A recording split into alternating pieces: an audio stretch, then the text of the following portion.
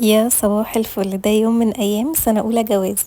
الفلوج ده بقاله 4 شهور متصور على السناب شات وانا نسيته خالص ونسيت ان انزله.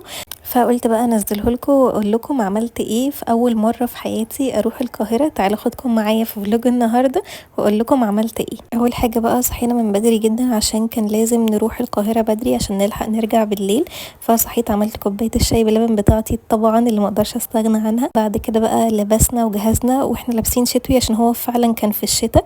نزلت بقى وده كان الاوتفيت كده بتاعي. وعايزه اقول لكم بقى ان سفريه القاهره دي كانت المفروض في اول اسبوع خالص اتجوزت فيه.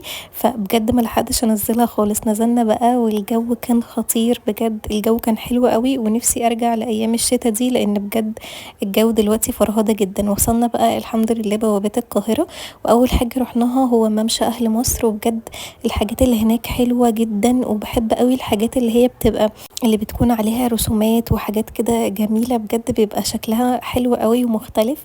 وبجد عجبني حاجات كتير قوي هناك. بس للأسف عشان أنا ديكور البيت عندي كانت عجباني قوي البتاعة دي بس مكانش هينفع لأن هي كلها ألوان وأنا ديكور البيت عندي بسيط.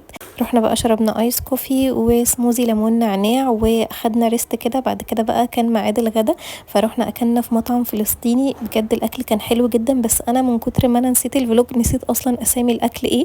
فاللي يعرف يكتب لي في الكومنتات. الجو بقى قدام المطعم كان بجد حلو قوي وكان فيه هوا كده وكان بجد لذيذ قوي وكان يوم تحفة.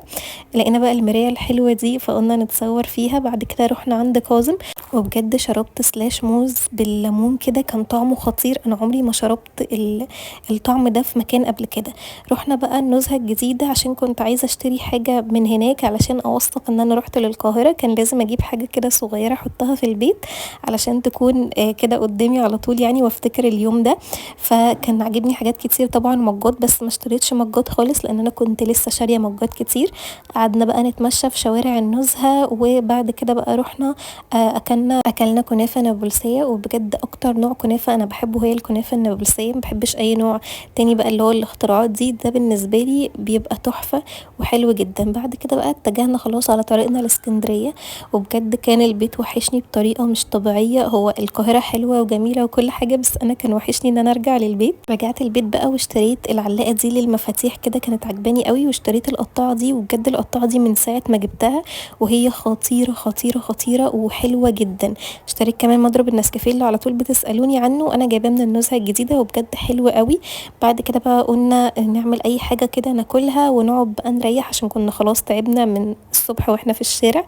عملنا اندومي وقعدنا نتفرج على مسلسل عايشة الدور وبس كده. يومي خلص. استنوني في فلوج جديد. باي.